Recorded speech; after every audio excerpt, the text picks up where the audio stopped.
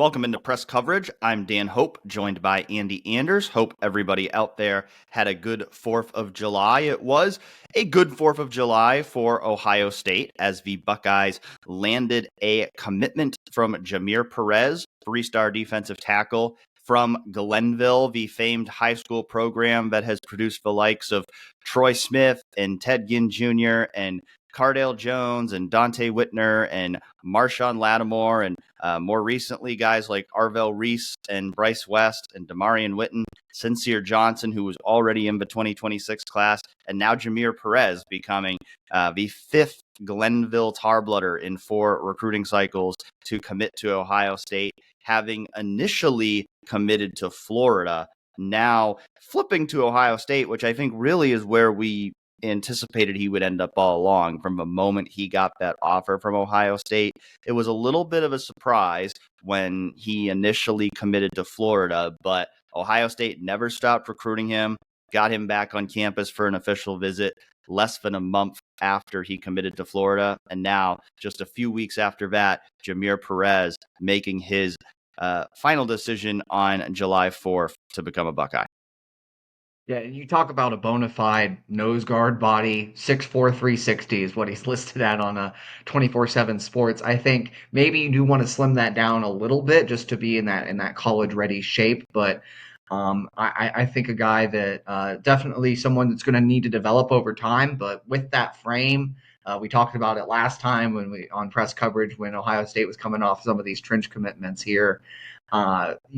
It is hard to find bodies that big to plug in and play, and just having someone like that you can mold and develop into a steady nose guard, hopefully for you at some point, is a good addition to the class. And again, I know like 3-star and all of this, fans might be a little hesitant.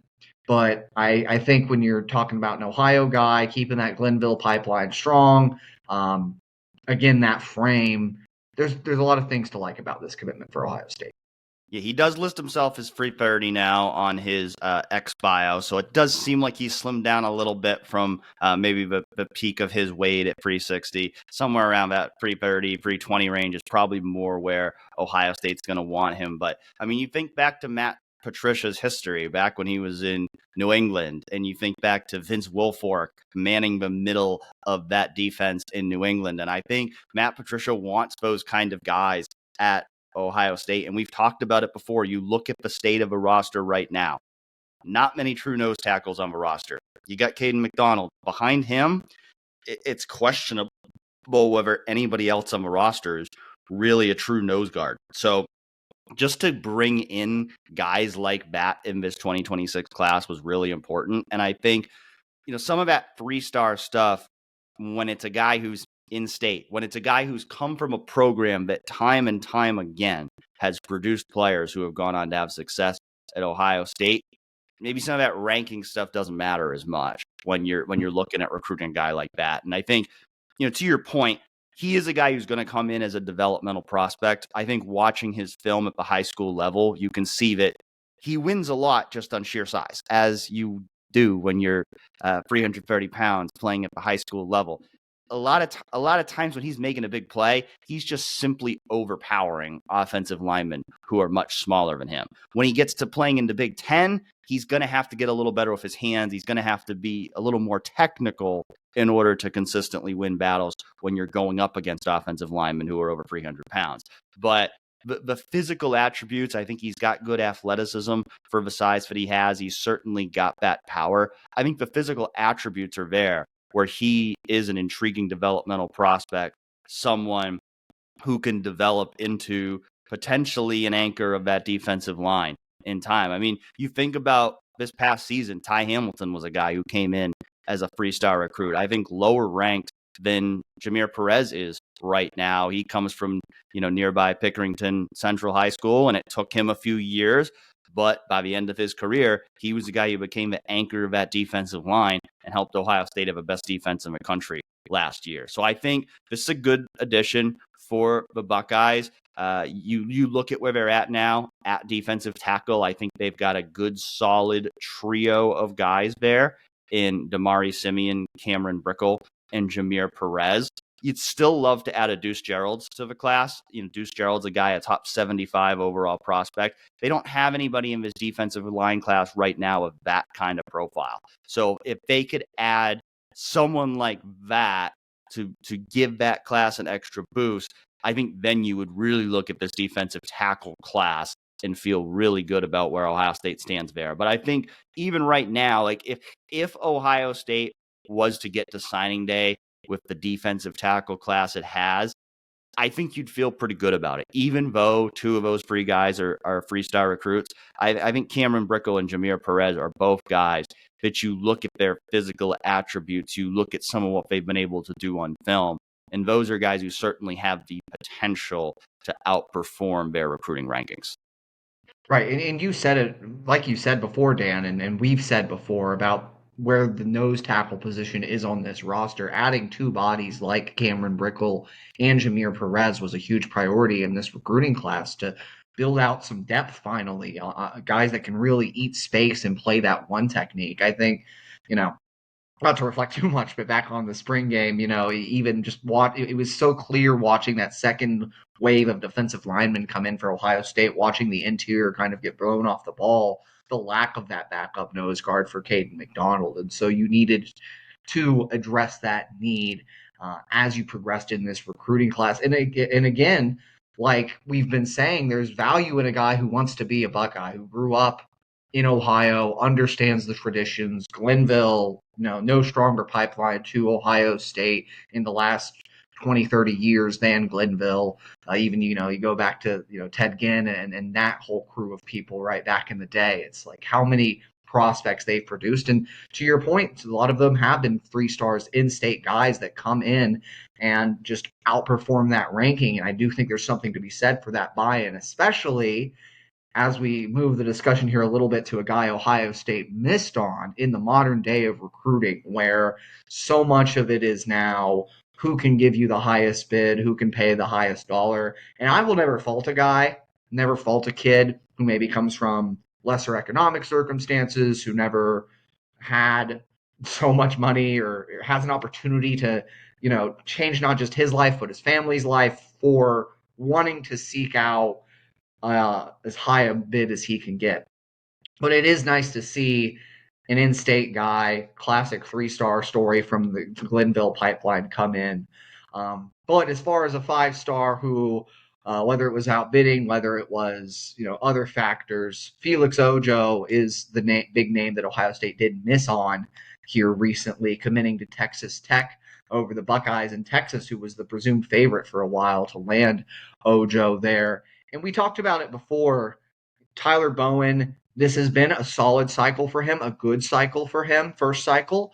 But Ohio State still not able to get that big 5-star offensive tackle from out of state. That has been such a big recruiting focus and inability to get that player the last several cycles, dating back to Greg Studrawa and Justin Fry, and now it continues a little bit. Well, there's a lot of things to praise about this offensive line class. They swung and missed on, it seems, all of their big 5-star out-of-state names here. Yeah, I mean, there's still Darius Gray up there, who's more of a guard, he still hasn't made a decision yet. They're kind of battling with South Carolina and LSU and Tennessee for him. But outside of him, I think all the other 5-stars in the class are now accounted for.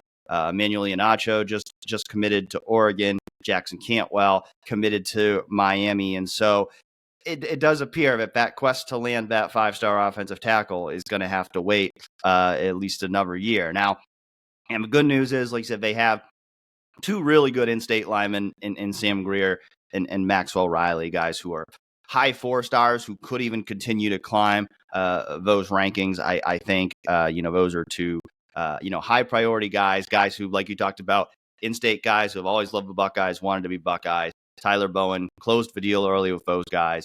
That was huge. They've got a couple, developmental prospects in Aaron Thomas and Tucker Smith, both coming from Arizona that, Tyler Bowen really likes, that, they believe can be players for them in the long run. But it's you evaluate this class for Tyler Bowen. And, I think we ran a poll on the site a week or two ago, kind of grading what Tyler Bowen's first recruiting class has been. And I think about 60% of our responses were giving him a B. And I would agree with that. I would give him a B. Like, I think the number one priority for Tyler Bowen in this class was lock down Sam Greer and Maxwell Riley. Like, those are the two guys you had to got those guys. He's got a couple other players that, have that potential to develop into players in the long run. But I think to get that A, you got to get that big fish out of state, which has been the thing that's eluded Ohio State too often in offensive line recruiting in recent years. And that hasn't happened yet. The options are now dwindling for that to happen. There's still a few guys they're in on, like I mentioned, Darius Gray. Brett Colajay seems like he's probably trending elsewhere, but that's another 4-star guy they're in on. Deron Parks is going to be a name to watch here later this month. He commits on July 26th from Cardinal Mooney in Florida, but has some Ohio roots. He's a guy Ohio State's been linked to for some time, and so we'll see can Ohio State move to the forefront of his recruitment over the next 3 weeks. Also, J.B. Shabazz, a 6'7" tackle from North Carolina. They're battling with South Carolina and some other schools in that one. That's another one they still have a chance to win. So still some candidates out there to add at least one more offensive lineman to this class. But, there's no question about it. Missing out on Felix Ojo stings, just like missing out on David Sanders Jr. stung a year ago, because, there's still that offensive tackle pipeline that Ohio State has right now still is not as strong as Ohio State would like it to be. I mean, they had to bring in 2 transfer tackles this offseason. Nothing wrong with that if it works out, but you do want to build it back up to where you're not reliant on the transfer portal every year to beef up what you have at that offensive tackle position. Now, all of that being said, some of this, and it kind of goes the same way with some of what's happened at defensive end recently, with Ohio State missing out on guys like Luke Wafel and Carter Meadows, is these premier positions. An offensive tackle, defensive end are 2 of those premier positions right after quarterback. A lot of these recruitments now, especially for the top guys, are coming down to dollars and cents. They are coming down to who's going to bid the most in NIL. And you see some of the numbers that were out there for Felix Ojo. Now, there's been different reports. The initial reports were he was getting 3 years, $5.1 million fully guaranteed. Then later reports were like only $775,000 a year is fully guaranteed. And the rest of it kind of depends on how the rules evolve and incentives. I don't know all the details, but it is clear that, the reason Felix Ojo is going to Texas Tech, or at least one reason why Felix Ojo is going to Texas Tech, is because they put their money where their mouth is. They offered him a lot of money to pick Texas Tech. And, Texas Tech, we saw them have a really good transfer portal cycle this offseason.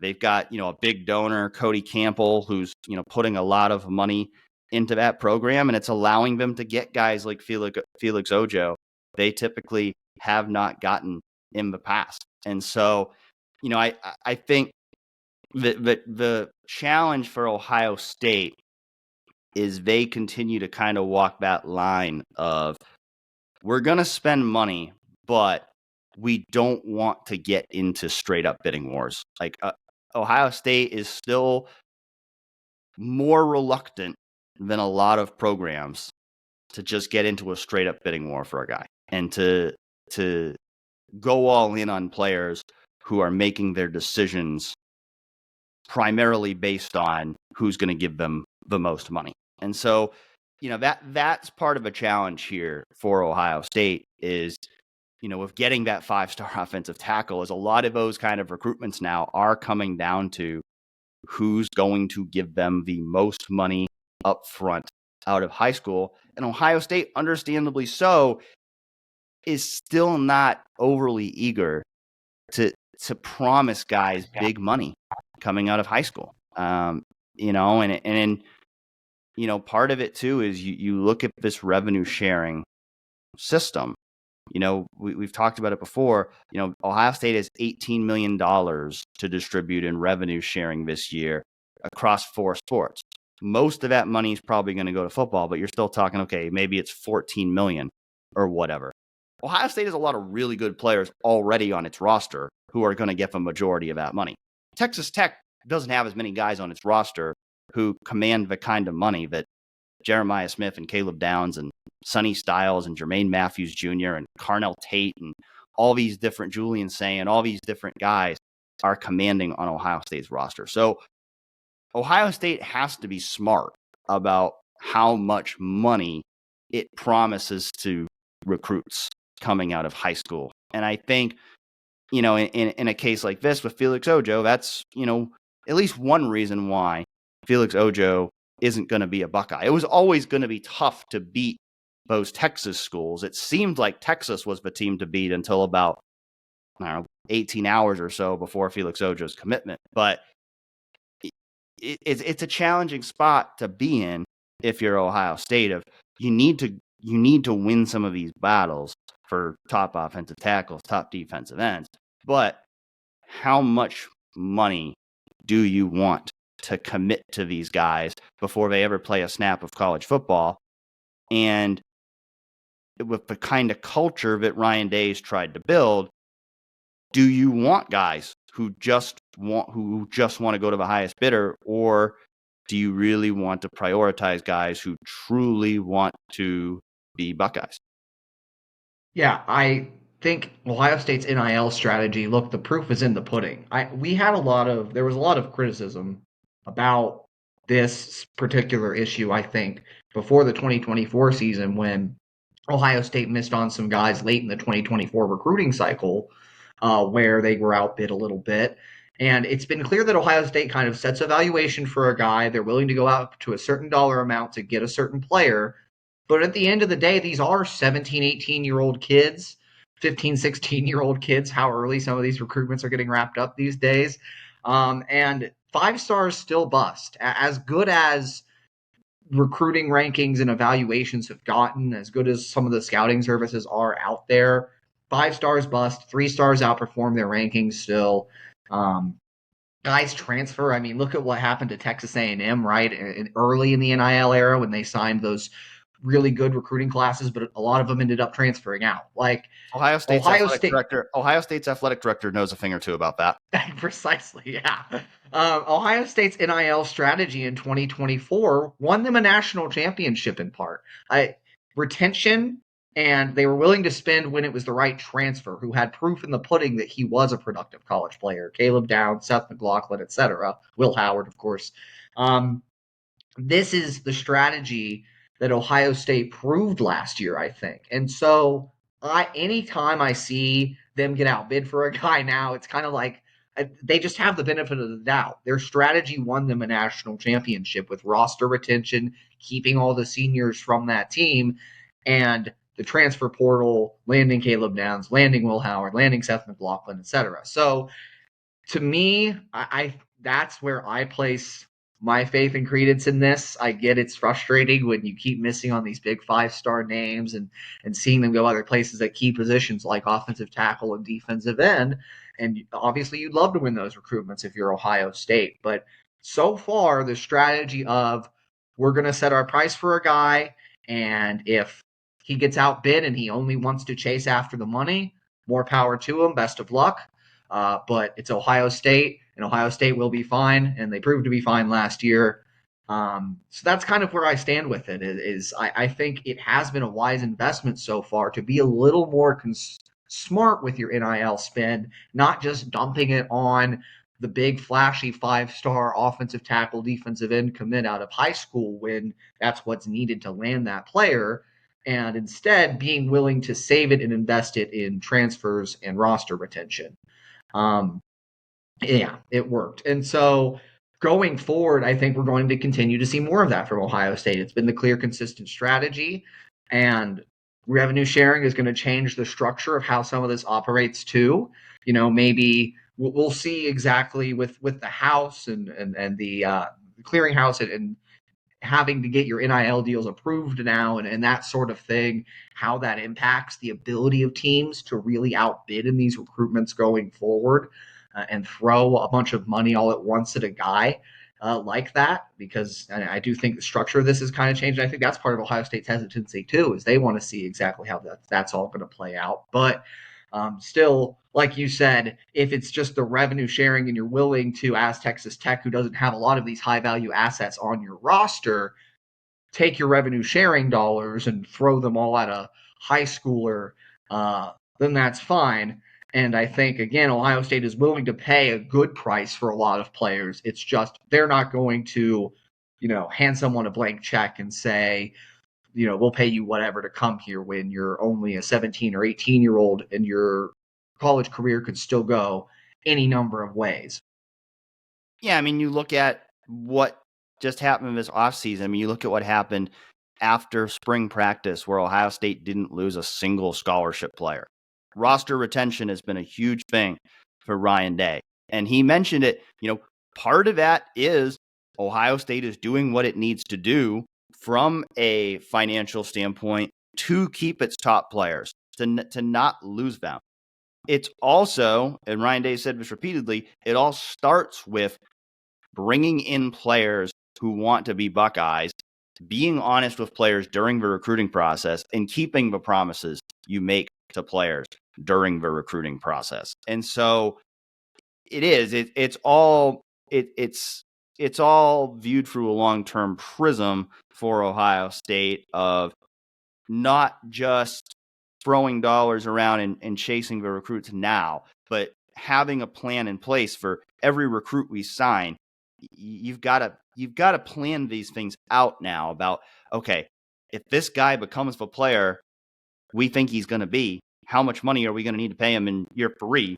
And are we managing this thing correctly to make sure we're able to do that? And so I think Ohio State absolutely, they do want to be in a position where the players who are getting the biggest chunk of their revenue share are the guys who have already proven themselves. The Jeremiah Smiths, the Caleb Downs, the Sonny Styleses, the players who have already earned that based on their play on the field. Ohio State wants those guys to be the guys getting the biggest chunk of that revenue share. And then, like you said, using that money smartly in the transfer portal. I mean, we saw them do it again this year with guys like Max Clare and Ifanani Onwa. Ohio State, continuing to be an active player in the transfer portal. And so still some work to do. I mean, I don't want to make this to sound like it all just forgives missing out on a Felix Ojo. It forgives missing out on a Carter Meadows or a Luke Wafel. But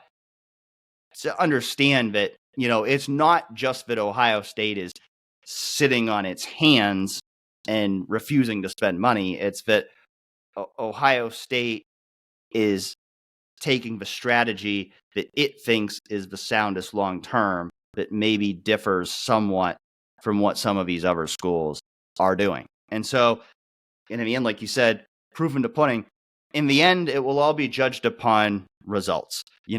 It's July right now, and so there's a lot of focus on who's winning recruiting battles and then trying to extrapolate those out into what that means about the state of individual programs. At the end of the day, if Ohio State goes and win a national championship again, nobody's going to be too upset about missing out on Felix Ojo or Carter Meadows. If Ohio State loses to Michigan again, people are going to be upset about missing out on Carter Meadows. So, it's at the end of the day, it's going to come down to the results on the field. Ohio State, especially in those trenches, you got to have good players in the trenches if you're going to go beat Michigan and win national championships. And so they've got to continue to work on trying to add another big-time player to the class in the offensive line. They've certainly got to look to add a big-time defensive end. We'll see, what they can do in that front. KJ Ford is certainly the guy who seems to be in focus right now with his commitment set to come next Friday. Those are, I would say, the two biggest priorities right now for this 2026 recruiting class. But overall, 2026 class, even without Felix Ojo, still a class that I think is in pretty good shape. 21 overall commits now. Really a few holes that still need to be filled. Particularly I think continuing to round out those defensive line classes. But by and large, the majority of this class is already committed now for Ohio State, and I think it's a very good, well-rounded class. But if you can add, a high quality defensive end, if you can add, one more high quality offensive lineman, if you can get a Braylon Womack for another 5-star safety in the class, if you can win a few more key battles here, I think you'll feel really good if you're Ohio State about the class that you're signing come December. Yeah, certainly. And Ryan Day, year after year, continues to be able to orchestrate and come together with, even as they hit their hiccups and their road bumps along the way, consistently top 5 classes. And this is going to be another one of those. Like you said, I think very well-rounded class where you've seen maybe classes be heavy towards one position or one side of the ball in the past. That hasn't been the case in recent years, recent cycles, I don't think, for Ohio State, but they've certainly been able to address, again, like you said, if you can add one more high-quality defensive end, one more high-quality offensive lineman, you've been able to address pretty much every position pretty well. You've got quality linebacker commits. Certainly, like Braylon Womack would be a nice luxury, but they've already got some great safeties committed. Blaine Bradford, first and foremost, of course, and another great receiver haul.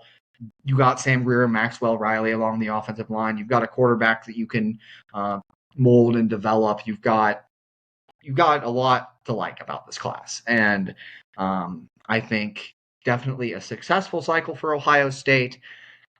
Whether it's makes that next jump to a great cycle, I think does depend on if you can close it out the right way with maybe Braylon Womack, but more importantly, like you said, that quality defensive end and that one last high caliber offensive lineman. Well, we hope you all enjoy the rest of your holiday weekend. Lots more coverage of Ohio State recruiting and more coming over on 11warriors.com. So we hope you join us over there. For now, he's Andy Anders. I'm Dan Hope. This has been Press Coverage.